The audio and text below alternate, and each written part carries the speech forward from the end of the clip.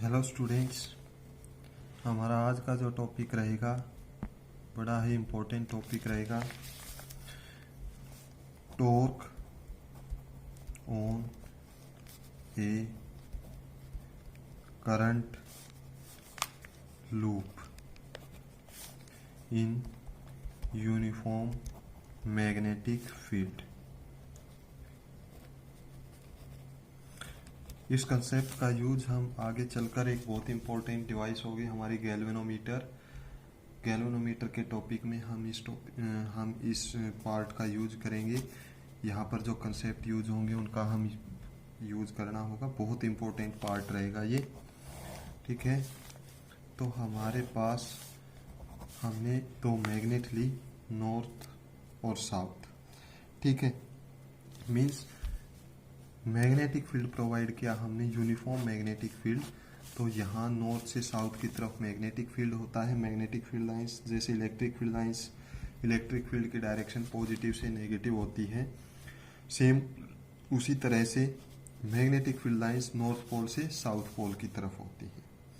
Outside the magnet के बाद inside होती है, साउथ से नॉर्थ, आउटसाइड कहाँ होगी, नॉर्थ से साउथ। तो यहाँ पर इस मैग्नेट फील्ड के अंदर हमने क्या किया, एक रेक्टेंगुलर कॉइल रख दी, ठीक है। ये इधर नॉर्थ है, इधर साउथ है। इस मैग्नेटिक फील्ड के अंदर हमने एक कॉइल रखी PQRS, एक PQRS रेक्टेंगुलर कॉइल रखी, PQRS रेक्टेंगुलर कॉइल रख दी। और इस कॉइल के अंदर से लेट I करंट फ्लो हो रहा है। करंट कितना फ्लो हो रहा है, I करंट फ्लोइंग, ठीक है। I करंट जा रहा है भाई। अच्छा, लेट PS ब्रेथ है और PS किसके इक्वल है, QR के इक्वल है, इज इक्वल टू QR। इसी तरह से PQ किसके इक्वल है, लेंथ के इक्वल, और ये किसके इक्वल है, RS के इक्वल है। तो एरिया कितना होगा कोयल का, area of coil will be length into breadth. PS ये कोयल थी हमारी, PS किसके इक्वल है, QR के इक्वल है। PS हमने ब्रेथ ली तो QR भी क्या हो जाएगी, ब्रेथ। PQ क्या लिया, ये लेंथ ली, तो RS भी किसका काम करेगी, लेंथ का काम करेगी। ये क्या हो गया, एरिया हो गया, ठीक है। इसके बाद स्टूडेंट्स हमारा एक कंसेप्ट है, कंसेप्ट ये है कि ये हमारी जो कोयल है, रेक्टेंगुलर कोयल, इसके ऊपर हम एक नॉर्मल ड्रॉ करते हैं, ठीक है। ये हमारा नॉर्मल है। जैसे ही हम कोयल को रोटेट करेंगे, नॉर्मल हमेशा प्लेन के साथ कितना एंगल बनाएगा, 90 डिग्री। चाहे हम इसको इधर ले आए, ये इधर लेकर जाएं, इधर ये इतना एंगल, ये देखो, ये हमेशा प्लेन के कैसा रहेगा, परपेंडिकुलर रहेगा, ठीक है। प्लेन के परपेंडिकुलर रहेगा। तो इस पार्ट को मैं यहाँ पर बना देता हूँ। ये हमारा P, ये Q, ये R, ये S, ये हमारी रेक्टेंगुलर कॉइल है, ये वाली, ठीक है। और दिस इज एरिया नॉर्मल, ये एरिया नॉर्मल बना दिया हमने। This is direction of B। Area normal तो ये है, हमने इसको थोड़ा ऐसे पुट कर रखा है भाई, ठीक है। तो इसके अंदर तो एरिया नॉर्मल जाएगा, ये बना दिया। और मैग्नेटिक फील्ड की डायरेक्शन तो ये है ही नॉर्थ से साउथ। ये एरिया नॉर्मल थोड़ा ऐसे रहेगा, ये मैग्नेटिक फील्ड रहेगा। ये एंगल कितना रहेगा इनके बीच में, थीटा डिग्री का एंगल रहेगा, थीटा डिग्री का एंगल रहेगा। ये नॉर्मल, ये मैग्नेटिक फील्ड, ठीक है। नॉर्मल प्लेन के साथ कितना एंगल बना रहा है, 90। ये एंगल 90 है भाई, ध्यान रखना। ये इस लाइन के और इस नॉर्मल के बीच में एंगल कितना है, ये, ठीक है। नॉर्मल के साथ 90, नॉर्मल और मैग्नेटिक फील्ड के बीच में है। तो थीटा क्या है? Angle between magnetic field and normal of plane of coil. Coil का जो प्लेन है उसका नॉर्मल है एन क्या है? कोयल का नॉर्मल है। ठीक है। ओके स्टूडेंट्स, ये हमारे को गिवन क्वांटिटीज थी। अब हम यहाँ पर क्या करते हैं, यहाँ पर फोर्स की वैल्यू निकालते हैं। पी एस के ऊपर कितना फोर्स लगेगा, पी क्यू के ऊपर कितना होगा, क्यू आर के आर एस के ऊपर। ठीक है। तो यहीं पर मैं लिख रहा हूँ force on P Q. P Q के ऊपर फोर्स की वैल्यू कितनी रहेगी भाई? पी क्यू के ऊपर फोर्स की वैल्यू रहेगी हमारी, देखो मैग्नेटिक फील्ड किधर है? North to south. ये करंट किधर जा रहा है?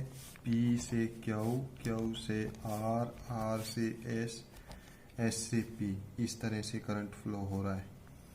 ठीक है। यहाँ से इनलेट है, ये करंट गया, ये आया, ये यहाँ से पी क्यू आर एस, इस तरह से करंट, और ये बहुत नज़दीक है। तो करंट अपवर्ड, देखो करंट कैरिंग वायर को एक्सटर्नल मैग्नेटिक फील्ड में रखा, फोर्स लगेगा। फोर्स कितना होगा? I L B. ये पी क्यू है, इसके अंदर से ये करंट जा रहा है, करंट अपवर्ड। ठीक है। ये देखो, ये करंट अपवर्ड। ठीक है। ये मैग्नेटिक फील्ड नॉर्थ से साउथ। तो फोर्स अप्लाई करो, देखो अंगूठा किधर जा रहा है? Inward, inward direction. डायरेक्शन कौन सी रहेगी? इनवर्ड। और लेंथ और मैग्नेटिक फील्ड के बीच में एंगल कितना है? 90। तो ये हो जाएगा साइन 90। तो यहाँ पर लिख लेते हैं force on P Q is equal to I L B sine 91। Direction कौन सी है? इनवर्ड है। ठीक है। ओके स्टूडेंट्स, अब इसके बाद सेकंड है भाई हमारे पास Q R, angle between Q and R. Q और आर के बीच में हमें कैलकुलेशन करनी है। ये देखो, ये करंट इधर है। ठीक है। मैग्नेटिक फील्ड ये है। तो यहाँ पर जो फोर्स लगाएंगे ये इस तरह से है भाई, magnetic field north to south. ये करंट इस तरह से। ठीक है। ये इस तरह से हमने थोड़ा तिरछा रखा हुआ है कोयल को, तब ये थीटा एंगल बन रहा है एरिया नॉर्मल और मैग्नेटिक फील्ड के बीच में। अगर परपेंडिकुलर रखते हैं इस तरह से तो ये एरिया नॉर्मल, और सेम इसी डायरेक्शन में ये मैग्नेटिक फील्ड, तो ये एंगल कितने पैरेलल हो गए? पैरेलल हो गए, तो इनके बीच में एंगल बनेगा 0 डिग्री का। ठीक है। हमने इसको थोड़ा तिरछा रखा हुआ है ताकि एरिया नॉर्मल, और तो ये तिरछा एरिया नॉर्मल और मैग्नेटिक फील्ड के बीच में एंगल कितना रहे? थीटा एंगल रहेगा। तो यहाँ से हम करते हैं ये फोर्स, ये मैग्नेटिक फील्ड, ये फोर्स। तो यहाँ पर फोर्स किधर है? अपवर्ड, अपवर्ड फोर्स है। एंगल बिटवीन लेंथ एंड, ये लेंथ और ये बी, इनके बीच में एंगल कितना है? 90 माइनस थीटा। कितना एंगल है भाई? ये 90, ये थीटा, तो ये कितना बचेगा? 90 माइनस थीटा बचेगा या नहीं बचेगा? ठीक है। Force on Q and R, Q R is equal to I L B sine 90 minus theta. Direction कौन सी है? Upward. Direction will be upward. इसके बाद इस पर आ जाओ, force on R S. Force on R S, current is downward, magnetic field north to south, ये करंट डाउनवर्ड है, magnetic field north to south है, फोर्स किधर लग रहा है, अपवर्ड। ठीक है, एंगल कितना है, ये मैग्नेटिक फील्ड है, ये करंट ऐसे जा रहा है आर एस, ये करंट नीचे आ रहा है, इसको चाहे आप ऐसे रखो चाहे ऐसे रखो, करंट तो नीचे ही आ रहा है आर एस में, ये मैग्नेटिक फील्ड है, तो फोर्स किधर लगेगा, upward. Force on R S will be I L B, upward. ठीक है, force on Q R R S S P, S P के ऊपर देखो भाई आई एल बी, ये एस पी के ऊपर आओ, ये इधर जा रहा है, ये मैग्नेटिक फील्ड है। ठीक है, मैग्नेटिक फील्ड इधर है भाई, ठीक है, करंट इधर जा रहा है, तो इनके बीच में एंगल कितना होगा, इनके बीच में एंगल होगा 180 minus theta, sine 180 minus theta. और ये डायरेक्शन जब आप लेफ्ट हैंड रूल अप्लाई करोगे, ये डायरेक्शन कैसी आ जाएगी, downward, this direction will B downward, ये डायरेक्शन। डाउनवर्ड का मीनिंग है ये अपवर्ड है, ये डाउनवर्ड है, यहाँ पर डायरेक्शन कैसी आई थी, इनवर्ड, यहाँ पर डायरेक्शन कैसी आई थी, आउटवर्ड आई थी। तो क्यू आर और एस पी, एक ऑब्जेक्ट के ऊपर ये इस तरह से है, क्यू आर और पी एस, एक फोर्स ऊपर लग रहा है, ये एक फोर्स नीचे लग रहा है, दोनों फोर्स इक्वल और अपोजिट है, तो ये कहीं जाएगा, टोटल फोर्स कितना लगेगा, 0। भाई क्यू आर और पी एस पी, ये दोनों फोर्स कैसे हैं, इक्वल और अपोजिट डायरेक्शन है, इक्वल अपोजिट डायरेक्शन, ये क्या करेंगे, कैंसिल करेंगे, कैंसिल करेंगे तो बचे कौन से फोर्स, पी क्यू और आर एस, पी क्यू और आर एस, पी क्यू के ऊपर एक फोर्स लग रहा है अंदर की तरफ, आर एस के ऊपर एक फोर्स लग रहा है बाहर की तरफ। क्लास 11th में आपने पढ़ा था, अगर दो इक्वल ऑपोजिट फोर्स, इक्वल और ऑपोजिट फोर्स किसी ऑब्जेक्ट के ऊपर लगेंगे and the forces are not in same line, ये सेम लाइन में नहीं है भाई, ये देखो, ये फोर्स जो अपवर्ड और डाउनवर्ड के थे ये सेम लाइन में थे, ये फोर्स नीचे है, यहाँ पर फोर्स ऊपर है, ये इस तरह से अपवर्ड, तो ये क्या करेगा, ऊपर, मैं इसको ऊपर लेकर आ रहा हूँ, इधर नीचे, तो ये क्या करेगा, इस तरह से रोटेशन स्टार्ट हो जाएगी। ठीक है, तो यहाँ पर साइड पी क्यू एक्सपीरियंसेस ये normal inward force, P Q के ऊपर कैसा फोर्स आया, इनवर्ड, इनवर्ड फोर्स किसके इक्वल, आई एल बी के equal, while force on R S equal या N, sorry, a normal outward force, इसके ऊपर एक आउटवर्ड फोर्स लगा। ठीक है, एक इनवर्ड फोर्स लगा और एक आउटवर्ड फोर्स लगा, तो टॉर्क का क्या फार्मूला हो जाएगा, सॉरी, टॉर्क से पहले एक चीज और रह गई, दीज टू फोर्सेस, ये जो दो फोर्स बने हैं, these two forces form a couple, ये क्या बनाएंगे, एक कपल बनाएंगे, विच रोटेट्स द कोयल, ये कोयल को क्या करेंगे, रोटेट करेंगे। तो टॉर्क क्या होता है, torque is equal to either force multiplied by perpendicular distance, either force multiplied by perpendicular distance. अब जो ये हमारा डायग्राम था, इसका टॉप व्यू अगर हम बनाते हैं ऊपर से देखने पर, यहाँ से देखने पर, तो देखो इन दोनों के बीच में एक फोर्स यहाँ से यहाँ पर है इनवर्ड, एक आउटवर्ड, इनके बीच में परपेंडिकुलर डिस्टेंस ये है, ठीक है। और ये कितनी वैल्यू है, b है, तो इसको हम ऐसे बना सकते हैं, ये यहाँ पर इसमें तो ये फोर्स कौन सा है, इनवर्ड, ठीक है। यहाँ पर फोर्स कौन सा लग रहा है, आउटवर्ड, इनवर्ड या अपवर्ड, यहाँ पर अपवर्ड लिखा है ना आपने, तो अपवर्ड फोर्स लगा हुआ है इस पे, ठीक है।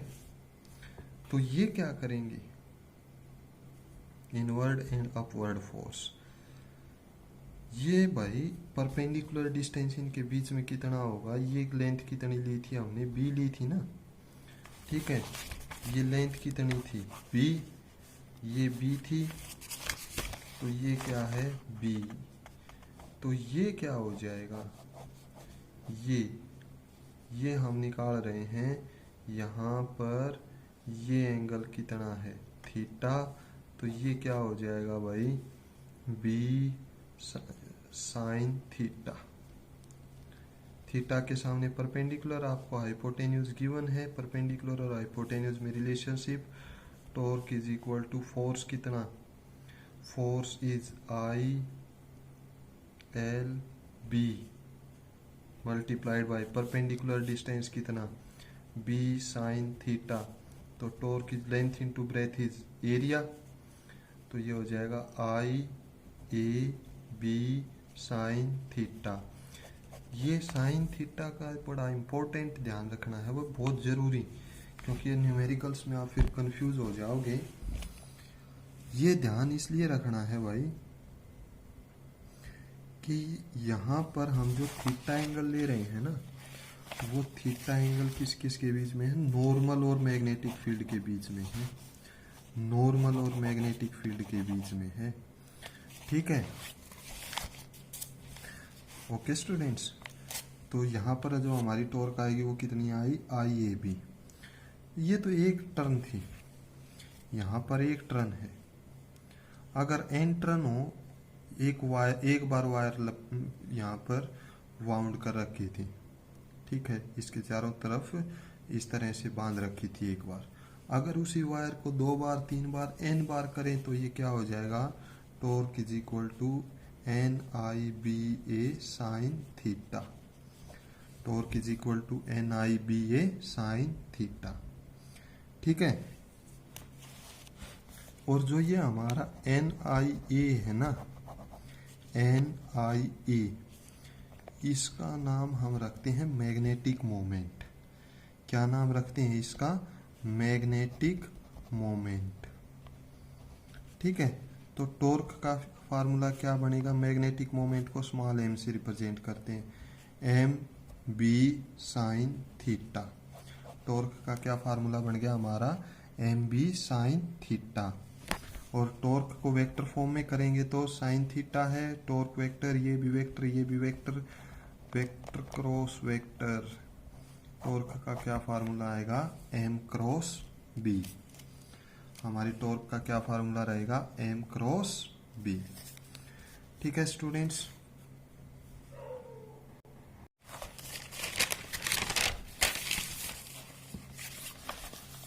भाई टॉर्क का क्या फार्मूला है हमारा, torque is equal to N I B A sine theta, ठीक है। दूसरा फार्मूला क्या आया, torque is equal to M B sine theta, या वेक्टर फॉर्म में लिखें तो क्या लिख सकते हैं, एम क्रॉस बी लिख सकते हैं, ठीक है। यहाँ पर जो हमारी टॉर्क आई है वो एन आई बी ए, ये किसके लिए आई है भाई, ये प्लेनर लूप के लिए आई है। प्लेनर लूप का मतलब क्या है, प्लेनर लूप का मतलब ये है भाई कि प्लेन होना चाहिए, जैसे सर्कल, रेक्टेंगल, स्क्वेयर, ठीक है, ये प्लेनर सरफेस के लिए हमने टॉर्क का फार्मूला निकाला है। ये हमारी जो कोयल है ना, ये या तो सर्कुलर हो या रेक्टेंगुलर हो या स्क्वायर हो, ठीक है, प्लेन होनी चाहिए, 2D होनी चाहिए, 3D नहीं होनी चाहिए, ठीक है भाई। अच्छा, किस किस के ऊपर डिपेंड करेगी? NIBA के ऊपर, मीन्स करंट कितना है, मैग्नेटिक फील्ड कितना है मैग्नेट ने लगाया है, एरिया कितना है, एंगल कितना है, एंगल किस किस के बीच में, साइन थीटा कब आया है, साइन थीटा आया है भाई कि जब angle between area normal and magnetic field है, angle between area normal and magnetic field. Students ये ध्यान रखो, बार बार रिवाइज करवाया जा रहा है, ठीक है। आगे चलकर कोस थीटा यूज करेंगे हम, कोस थीटा वो कंफ्यूजन कर देगा फिर आपको। साइन थीटा क्या है? Angle between area normal and magnetic field, area normal और मैग्नेटिक फील्ड के बीच का एंगल है ये, ठीक है। अच्छा, torque is independent of shape, torque जो है, torque is independent of shape, shape के ऊपर तो डिपेंड करेगी ही नहीं, किसके ऊपर डिपेंड करेगी? एरिया के ऊपर डिपेंड करेगी भाई, शेप पर डिपेंड नहीं करेगी, किस पे करेगी? एरिया पर डिपेंड करेगी, ठीक है। अब देखो नेक्स्ट, एरिया पर डिपेंड कर रही है, एक पेरीमीटर दे दिया,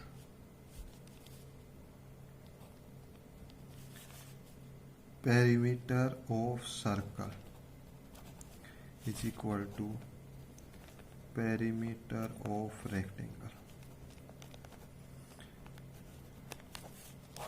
पेरीमीटर सर्कल का दे दिया और रेक्टेंगल का दे दिया, इक्वल दे दिया,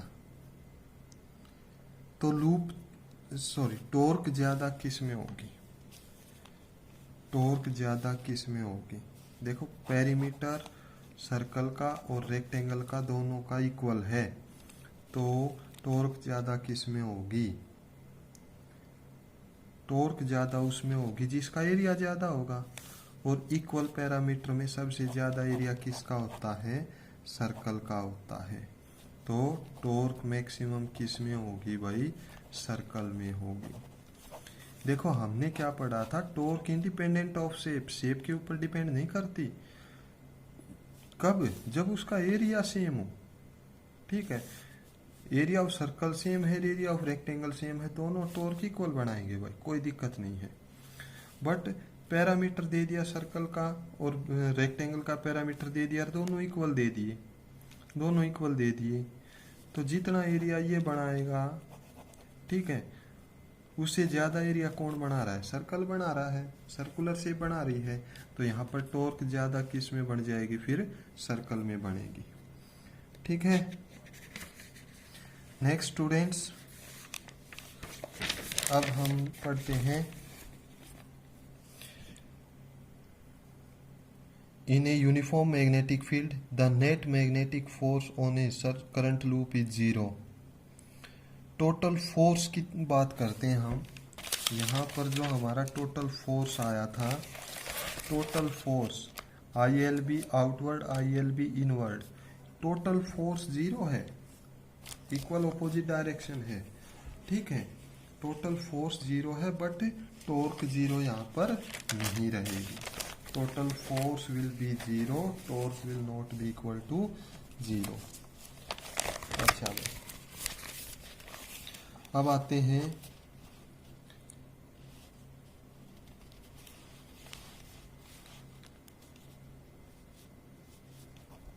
last part, if direction of magnetic field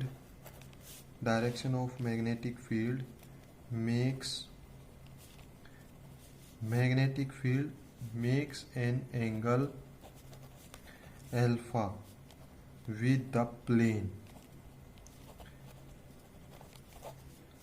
makes an angle alpha with the plane of coil, कोयल के प्लेन के साथ अल्फा एंगल बना रहा है, ये देखो भाई, जी ये कोयल का प्लेन है, ये कोयल का प्लेन है, इसके साथ मैग्नेटिक फील्ड कितना एंगल बना रहा है, थीटा, सॉरी एल्फा। थीटा किसके साथ बना रहा था मैग्नेटिक फील्ड, इसके नॉर्मल के साथ बना रहा था, इसके साथ बना रहा था, ठीक है। इस प्लेन के साथ कितना एंगल बन रहा है, एल्फा बन रहा है। तो थीटा और एल्फा देखो, थीटा और एल्फा कितना हो जाएगा,